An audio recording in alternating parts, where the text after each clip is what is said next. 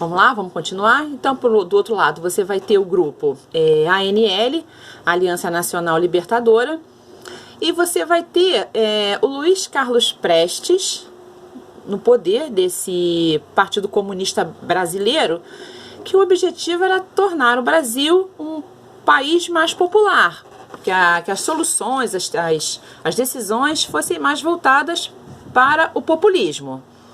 Então Vargas vai reprimir a ANL, esse grupo que tem o Luiz Carlos Prestes, vocês me com Hitler, né? O Getúlio Vargas vai meio que reprimir esse grupo ANL, que era a Aliança Nacional Libertadora. Ele tem mais afinidade lá com o A e B, tá? E o que ele vai fazer? Ele vai criar aí um plano chamado a Intentona Comunista. Nesse plano, o que ele vai fazer? Ele vai tentar tirar do poder, não é do poder, mas tirar da disputa do poder esse grupo que era aí liberado aí pelo Luiz Carlos Prestes, tá? Que era totalmente com uma intenção comunista. Eles não queriam isso. E aí, o que ele vai fazer? Em 37, o Vargas não poderá se eleger, tá? Ele não... Então, o que ele vai dar outro golpe no Brasil. Outro golpe. Ele vai dizer que os comunistas estão tentando tomar o poder. Influenciados lá pelo tal da ANL, ele vai falar para a população que os comunistas estão tentando invadir o Brasil, tomar o poder para si, né? Ele vai mentir para a população brasileira. No final de 37, lembra bem, 38 tem eleição, 37 está acabando o mandato dele, ele não vai poder se reeleger. O que ele faz? Então ele cria isso, ele vai dizer para a população que os comunistas querem tomar o poder. A essa altura a população gostava muito Getúlio Vargas, até pelas melhorias no trabalho, né? Essas coisas que ele vinha fazendo pela população, pensando na população, de certa forma ele fazia. Mas ele vai mentir para a população, dizendo que os comunistas querem tomar o poder. Então ele vai falar assim, olha, então eu vou deixar, né? Por que eu vou fazer? Eu vou ter que, não posso me reeleger. E aí ele cria... junto com outro parceiro dele, ele cria um plano chamado Plano Cohen. Nesse plano, que foi na base da mentira, junto com Olímpio Mourão Filho. Esse era um aliado, tá, de Getúlio Vargas, já tinha trabalhado com ele em outras situações. E aí o que ele vai fazer? O povo, temendo que os comunistas assumissem, né, o poder, esse plano vai falar assim, olha, vamos continuar no poder. O Getúlio Vargas continua no poder. Ele vai dizer assim, olha, eu não posso deixar o povo brasileiro sozinho nessa hora de tanta mudança e de tanto perigo dos comunistas assumirem o poder. Então, eu vou assumir aí o Brasil pelo tempo indeterminado, enquanto os comunistas tentarem assumir o poder. Era mentira esse plano nunca existiu. Mais tarde vai se descobrir que esse Olímpio, né, esse Olímpio Mourão Filho, na verdade, era um aliado de Getúlio Vargas. Eles vão criar esse plano Cohen, que nunca existiu de fato. Quem escreveu foi esse Olímpio. Isso nunca foi verdade. Os comunistas nunca falaram que iam tomar o poder de Getúlio Vargas e assumir o poder no Brasil. Ele só usa isso como meio de amedrontar a população e continuar mais tempo no poder, porque não ia ter tempo de ter uma eleição.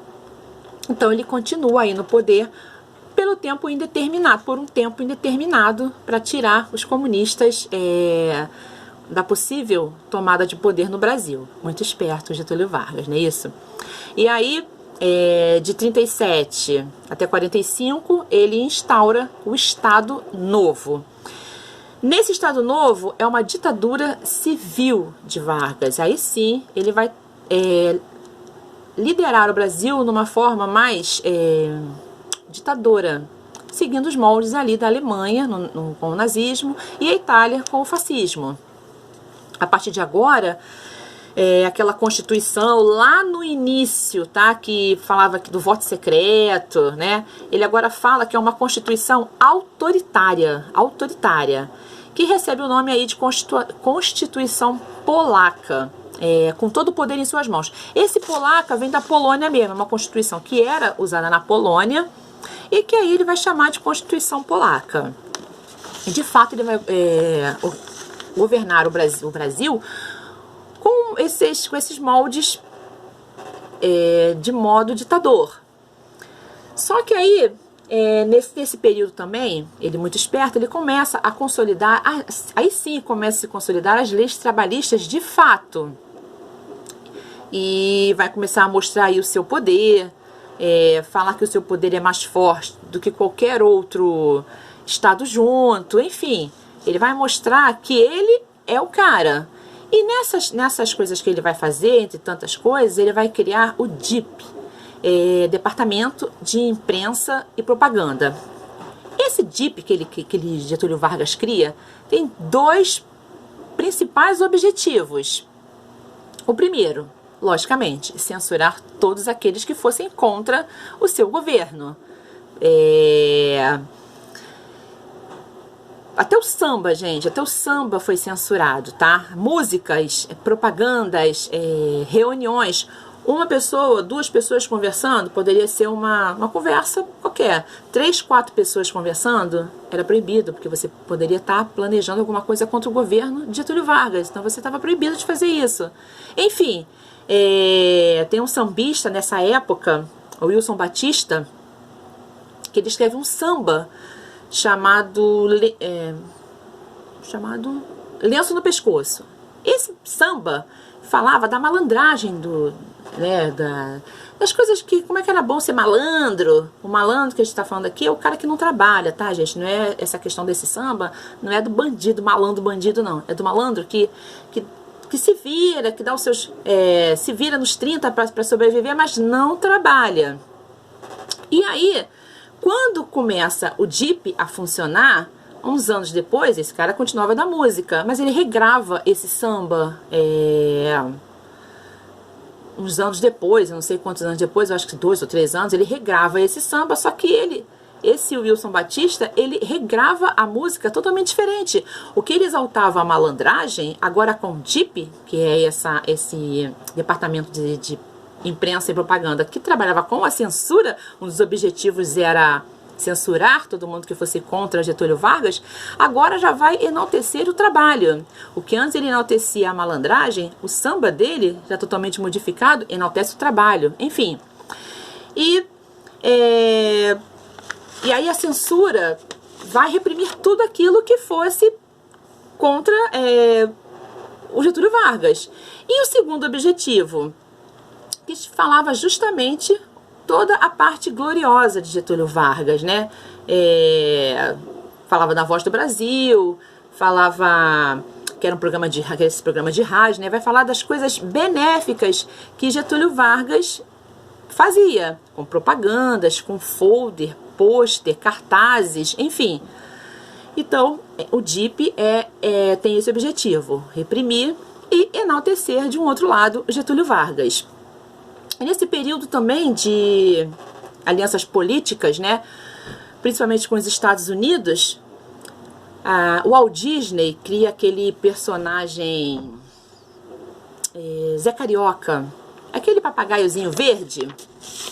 Aquele personagem foi criado pelo Walt Disney para homenagear o Brasil. E até aquela cantora Carmen Miranda, a Carmen Miranda era portuguesa. Mas ela usava uns negócios na cabeça assim, banana, abacaxi, né? Aquelas coisas todas na cabeça. Aquilo ela geralmente usava em apresentações nos Estados Unidos. No Brasil, quase ela não se vestia daquela forma. Mas quando ela fazia shows em outros países, principalmente nos Estados Unidos, ela ia com aquela banana, abacaxi, mais um monte de frutas, que era para representar o Brasil. isso era meio que uma aliança que o Brasil tinha aí com os Estados Unidos. Mas aí você pensa assim, tá, mas e aí? Bom, a gente tem que lembrar, gente, que lá na Segunda Guerra, o Brasil vai entrar lá no finalzinho, né, junto com os Estados Unidos, só para apoiar, aí, né, manda médico, remédio. Só que, lembrem, Estados Unidos lutou com quem? Contra a Alemanha, contra a Itália. E agora fica uma coisa assim meio doida, porque o Brasil está numa forma de governo parecida com o governo da Itália e da Alemanha, com o fascismo e com o nazismo. Você tem censura, você tem, não pode falar mal do governo, você tem o Brasil governando com Getúlio Vargas nesses mesmos moldes. Só que o Brasil tem alianças com os Estados Unidos que lutou contra esses dois países. Fica uma coisa meio doida. E aí Getúlio Vargas se sente pressionado, ele fica meio pressionado com essa situação. O Brasil estava vivendo uma ditadura com Getúlio Vargas, mas e aí você tem o apoio, alianças com os Estados Unidos, que é justamente contra esse tipo de governo. Getúlio Vargas se sentindo pressionado, e fora isso, tá, o exército brasileiro e os próprios Estados Unidos vão cobrar do Brasil esse tipo de postura. Qual lado você tá? Do lado dos Estados Unidos ou do lado da Alemanha e da Itália, que são países com um tipo de governo que a gente não aprova? E aí, pressionado por essa situação, né, o Getúlio Vargas vai cancelar aquela Constituição que ele tinha em mãos e abre um processo de fato eleitoral, vai apoiar aí o candidato Eurico Gaspar Dutra, que já tinha sido marechal aí em uma outra época, e Vargas aí vai se tornar senador nesse governo, tá, gente? E aí, de fato, vai acabar aí o mandato de Getúlio Vargas pela pressão, principalmente, do Exército e dos Estados Unidos. Então, na verdade, a Segunda Guerra Mundial foi mega importante. O fato da Segunda Guerra Mundial, os Estados Unidos entrar no final, o Brasil apoiar, enfim, o Brasil entrar do lado dos Estados Unidos. A Segunda Guerra Mundial foi um ponto crucial para acabar aí com o governo de Getúlio Vargas. Eu espero que vocês tenham entendido, tenham gostado, e qualquer coisa é só me chamar. Um beijo, fiquem com Deus.